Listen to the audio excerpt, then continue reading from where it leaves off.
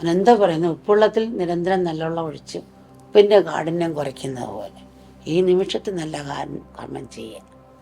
തീർച്ചയായിട്ടും നമുക്ക് മുന്നോട്ട് പോകാൻ സാധിക്കും. അപ്പോൾ ആ ആത്മവിശ്വാസമാണ് നമ്മൾ ഉണ്ടാക്കിയെടുക്കേണ്ടത്.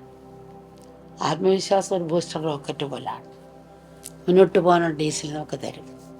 എന്തിനും ആദ്യം പ്ലാൻ വരച്ചിട്ടാണല്ലോ പിന്നെ നമ്മൾ കെട്ടുന്നത്. ഒരു വീടിൻ്റെ പ്ലാൻ വരച്ച് പിന്നെയാണ് കെട്ടാൻ തുടങ്ങുന്നത്.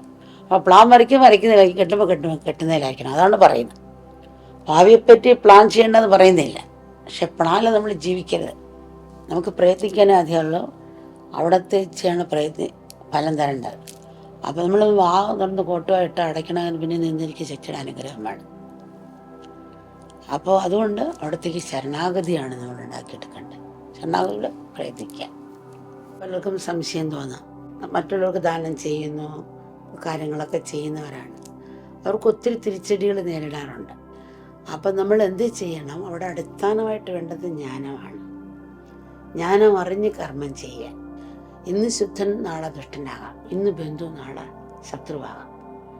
നമ്മൾ എത്ര ദാനം ചെയ്ത, ഇപ്പോൾ ഒരാൾക്ക് ഭിക്ഷയ്ക്ക് വരുമ്പോൾ നമ്മൾ അകത്ത് കയറ്റി ഭക്ഷണം കൊടുത്തോ, പക്ഷേ അകത്ത് ഭിക്ഷയ്ക്കായിട്ട് വരുന്നതാണ്, നമ്മൾ കാരുണ്യം തോന്നിയിട്ട് നമ്മൾ അകത്ത് കയറ്റിയിട്ട് ഭക്ഷണം കൊടുക്കും. അതൊക്കെ ഒരുപക്ഷെ കള്ളനാകാം. അപ്പം എല്ലാം നോക്കി കണ്ടിട്ട് പോയിട്ട് രാത്രി വന്ന് പിച്ചാത്തി കൊണ്ട് വെട്ടിക്കൊന്നിട്ട് ബാക്കിയുള്ള എല്ലാം വണ്ണം മുട്ടിച്ചുകൊണ്ട് പോകാൻ സാധ്യതയുണ്ട്. നമ്മൾ ദാനം ചെയ്യുമ്പോഴും അതും നോക്കിക്കൊണ്ട് ചെയ്യണമെന്നാണ് ആ തത്വം മനസ്സിലാക്കി. അതിന് തിരിച്ചടി വരും, നമ്മൾ കൊടുത്താൽ നാളെ പൈസ തരത്തില്ല. അതുകൊണ്ടാണ് അമ്മ എപ്പോഴും പറയുന്നത്, അതിൻ്റെ സ്വഭാവം മനസ്സിലാക്കി നമ്മൾ നീങ്ങിയാൽ പ്രശ്നമില്ല. ഷെയർ മാർക്കറ്റിൽ പൈസ ഇട്ടാൽ ലാഭവും വരാം നഷ്ടവും വരാം. അപ്പം ലാഭം വരുമ്പോൾ ആകാശം വിട്ട് ചാടാതെയും നഷ്ടം വരുമ്പോൾ കപ്പലിൽ മുങ്ങിപ്പോകാതെയും അതിൻ്റെ സ്വഭാവം മനസ്സിലാക്കി നമ്മൾ നീങ്ങിയാൽ പ്രശ്നമില്ല. ഈ കൃഷ്ണനെ പോലെ അപ്പോഴും ചിരിച്ചു, നഷ്ടം വന്നപ്പോഴും ചിരിച്ചു, സന്തോഷം വന്നപ്പോഴും ചിരിച്ചു. ആ ഒരു ഭാവത്തിലാണ്. ആ ഒരു മനസ്സ് നമുക്ക് ഏറ്റവും കൊടുക്കുക. ഒരു നേരത്തെ ഭക്ഷണം കൊടുക്കുക, അല്ലെങ്കിൽ അത് നമ്മൾ ചെയ്യണം, ദാനം ചെയ്യണം. പക്ഷേ ഇവിടെ സ്വഭാവങ്ങൾ ഇങ്ങനെയൊക്കെ ഉണ്ടാകാം. ഏതൊരു കാര്യങ്ങൾ കൈകാര്യം ചെയ്യുമ്പോഴും കുറച്ച് നാളെങ്കിലും നമ്മൾ മനസ്സിലാക്കുക, അല്ലെങ്കിൽ ഇങ്ങനെയൊക്കെ മനുഷ്യൻ മാറിക്കൊണ്ടിരിക്കുക. അതിനെ സ്വീകരിക്കാനുള്ള മനസ്സുകൂടി നമുക്ക് വേണം.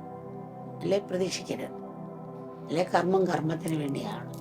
ഇപ്പം കൃഷ്ണനൊക്കെ അങ്ങനെയാണ്. കൃഷ്ണന് ജീവിതം ഒരു പൊട്ടിച്ചിരി എന്ന് ആയിരുന്നു. ഗാന്ധാരി കൃഷ്ണനെ ശപിക്കുകയാണ്, നിന്റെ കുടുംബം നശിച്ചു പോട്ടെ. അപ്പോൾ കൃഷ്ണൻ പൊട്ടിച്ചിരിച്ചു. ഇത് നേരത്തെ എനിക്ക് അറിയാവുന്നതായിരുന്നു. ഗീതയിലെ കൃഷ്ണന് ഭാര്യയിലെ മക്കളെ ഇല്ല, ഭാഗത്ത് കൃഷ്ണനാണ് ഭാര്യയും മക്കളും പറയുന്നത്. അപ്പം മക്കളുടെ അഹങ്കാരം നാശം ഉണ്ടാകണമല്ലോ, എന്നാലും എങ്കിലും ഒരു പുനർജന്മം ഉണ്ടാവില്ല. അഹങ്കാരം നശിച്ചാലേ എല്ലാവർക്കും പൂർണ്ണത എത്താൻ സാധിക്കുള്ളൂ. ഇപ്പം ഋഷികൾ നടന്നു പോയ സമയത്ത് വയറ്റിൽ തലകണ്ണ് കെട്ടി വെച്ചിട്ട്, ഓ മഹാത്മാവ് ഋഷി, ഞാൻ പ്രസവിക്കാൻ വന്ന പെണ്ണാണോ ആണോ എന്ന് ചോദിച്ചപ്പോൾ ഒരു ഉലക്കയായിരിക്കും പറഞ്ഞു. കാരണം ഋഷികളെ കളിയാക്കാൻ പോയതാണ്. അപ്പം ഋഷികൾ നീ പ്രസവിക്കുന്ന ഒരു ഉലക്കയാണ്, പ്രസവിച്ചു ഉലക്ക തന്നെ വന്നെന്നാണ്. ഗുരുക്കന്മാർ സത്യം പറയല്ല, പറയുന്ന വാക്ക് സത്യമായി ഭാവിത്തീരുമെന്നാണ്. കൃഷ്ണൻ മനസ്സിലായി. അപ്പം ഇതിങ്ങനെ വന്നു കഴിഞ്ഞാൽ ഇത് നാശം ഉണ്ടാക്കും.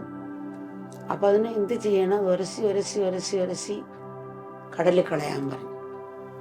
ആ ഉലക്ക കടലിൽ കളഞ്ഞ് അതിൻ്റെ അവസാനത്തെ ഉരസാൻ പറ്റിയില്ല, ഇച്ചിരിയാണ്. അതൊരു മീൻ തിന്നു. ആ മീന് ഒരു മുക്കുവൻ പിടിച്ചു മീൻ വിറ്റത് മേടിച്ചുകൊണ്ട് പോയതൊരു അമ്പും വില്ലും ഉണ്ടാക്കുന്ന ആളാണ്. അയാൾക്കാണ് മീൻ കിട്ടിയത്, മേടിച്ചുകൊണ്ട് പോയത് ആ മീൻ.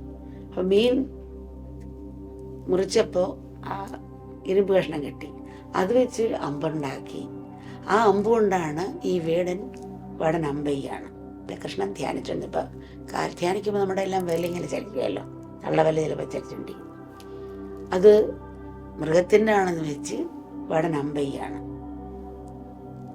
അമ്പയ്യതാണ് അവസാനം. പിന്നെ കുലം നശിച്ചു, ഇവിടെ യുദ്ധം ഉണ്ടായി. പഞ്ചസാര വാരെടുത്ത ഒരു പഞ്ചസാരയല്ലേ ഇവിടെ കിടക്കുന്നത്, പക്ഷെ അതിൻ്റെ പുറം ഇങ്ങനെ 100 ഉറുമ്പ് വന്നുകൊണ്ടേയിരിക്കും. അപ്പം ചെറുതല്ലേ എന്ന് പറഞ്ഞാൽ ചെറുതിനാണ് വലിയ നാശം ഉണ്ടാക്കുന്നത്. റബ്ബർ ബോട്ട് വെള്ളത്തിലിറക്കി ആളെ കയറ്റുന്നിടത്ത് ഗുരു പറഞ്ഞു, എല്ലാം ശ്രദ്ധിച്ച് നോക്കിയിട്ട് വേണേ ആ ബോട്ട് കൊണ്ട് ആൾക്കാരെ കൊണ്ട് പോകേണ്ടത്. അപ്പോൾ ശിഷ്യൻ വന്ന് ബോട്ട് എടുത്തുകൊണ്ട് ആൾക്കാരെ കയറ്റി. വെള്ളത്തിലിറക്കിയപ്പോൾ നോക്കിയപ്പോൾ ഒരു ചെറിയ സൂചിയുടെ അത്രയും ഒട്ടേ ഉള്ളു. ഒരു സൂചിയുടെ അത്രയും ഒട്ടയുണ്ട്. ചെറുതും ആണെങ്കിൽ ശ്രദ്ധിക്കണം പറഞ്ഞിട്ടുണ്ട്. പക്ഷേ ബോട്ട് ഓടിച്ചോടി നടക്കാഴ്ചപ്പോൾ വെള്ളം കയറി വെള്ളല് കൂടി വന്ന് ബോട്ട് അപ്പടി മുങ്ങി. ചെറുതിനെ വലുതാക്കി കാണും, വലുതിനെ ചെറുതാക്കി കാണും. സാറ് ചെറുതെന്ന് വിചാരിക്കും, ചെറുതിനെ നമ്മൾ വലുതായിട്ട് തന്നെ കാണും. നമ്മുടെ ശാസ്ത്രത്തിൽ പറയുന്നത് സകലമുള്ള ആദരവും മറ്റുള്ളവർ മുമ്പിൽ വിനയം ഒരു തുടക്കാനായിരിക്കും പഠിക്കും. അവിടെയാണ് ശ്രദ്ധ, ക്ഷമ, ഉത്സാഹം. നമ്മൾ കഥ അറിഞ്ഞൂടാത്ത കഥ കേൾക്കുമ്പോൾ ഇത്ര ശ്രദ്ധയോടെ നമ്മൾ അറിഞ്ഞൂടാത്തൊരു കാര്യം കേൾക്കുക, ശ്രദ്ധിച്ച് കേൾക്കും. അപ്പോൾ സ്കൂളിൽ ചെല്ലുമ്പോൾ എനിക്ക് അറിഞ്ഞൂടാൻ നോക്കുമ്പോൾ പഠിപ്പിക്കാൻ ശ്രദ്ധിച്ച് കേൾക്കും. ക്ഷമയോടുകൂടി കേൾക്കും, ക്ഷമ ഉണ്ടാകും. പിന്നെ ഉത്സാഹം ഉണ്ടാകും. ഒരു തുടക്കാനായിരിക്കും പഠിക്കും.